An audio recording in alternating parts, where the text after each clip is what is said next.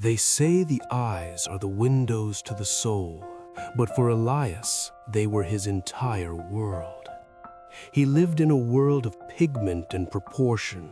He chased the way the morning sun caught the dust motes in his studio, the way the Prussian blue of the sea turned to charcoal as a storm rolled in. To Elias, to exist was to see. He was a thief of light, capturing the fleeting moments of the universe and pinning them onto canvas with the tip of a sable brush. Then the shadows began to bleed. It started as a smudge, a thumbprint of ink on the edge of his vision. He cleaned his glasses, he blinked, he cursed the flickering candles. But the smudge grew. It was a slow, silent predator. Within a year, the vibrant ochres of autumn faded into a dull gray. By the following winter, the world had been erased. The silence of blindness is not a quiet thing. It is a roar. Elias sat in his studio, surrounded by the smell of linseed oil and turpentine, smells that were once his greatest comfort, now turned into cruel reminders of what he had lost.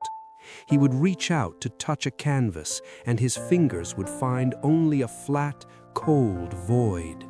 He felt like a ghost haunting his own life. The depression was not a sudden fall. It was a slow sinking into a deep, lightless ocean. He stopped eating. He stopped speaking. He believed that because his eyes were dead, his heart had no reason to beat. Why give a bird wings if you are going to take away the sky? He whispered into the dark. One evening, as rain drummed a rhythmic, melancholic beat against the window pane, Elias reached for a glass of water and knocked over a jar of old pigments. He heard the glass shatter. He felt the dry, powdery dust settle on his hands. Frustrated, he went to sweep it away, but as his fingers brushed against the spilled powder, something strange happened. The dust was warm. He closed his eyes, though they were already closed to the world, and focused. He ran his fingers through the spilled crimson lake. It didn't just feel like powder, it felt like heat. It felt like the midday sun hitting a brick wall. It felt like the pulse of a living thing. He reached further and touched the spilled ultramarine. It was cold. It was the temperature of a mountain stream in February. It had a weight to it, a heaviness that pulled at his spirit like the deep tide. For the first time in months, Elias didn't feel the dark. He felt a vibration. He began to realize that his memory was not just a filing cabinet of images, it was a reservoir of emotions. He remembered the color yellow, not as a shape, but as the laughter of his mother in a summer kitchen. He remembered green as the smell of crushed grass and the dampness of the earth after a drought. He dragged a fresh canvas to the floor. He didn't use brushes, he used his hands. He dipped his fingers into the jars of paint, guided by the temperature of the colors.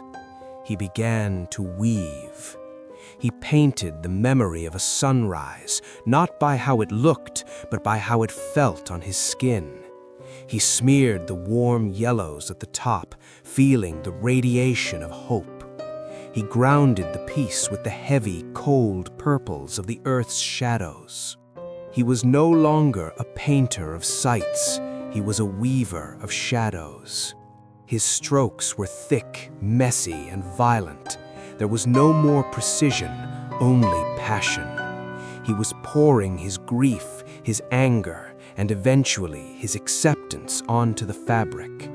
He realized that the sight he had lost was merely a filter. Without it, he was seeing the essence of things. He was painting the wind.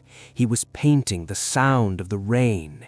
He was painting the texture of a soul that had been broken and now being sutured with gold. Weeks turned into months. The studio, once a tomb, became a cathedral of touch. One day, an old friend came to visit. He entered the room and gasped. The walls were covered in canvases that defied logic. They were chaotic, yet perfectly balanced. They were classic oil in their depth, but they possessed a light that seemed to emanate from within the paint itself. "Elias," his friend whispered, "how did you do this? You've captured the light of the heavens." Elias smiled. His sightless eyes turned toward the window where the sun was setting.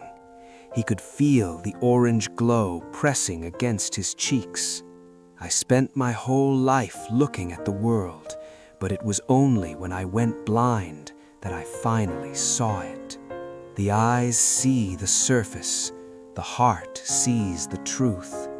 The cracks in my life, they weren't the end, they were the places where the light finally had enough room to enter."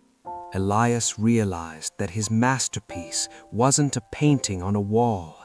His masterpiece was himself, a man who had learned to weave the shadows of his destiny into a garment of light.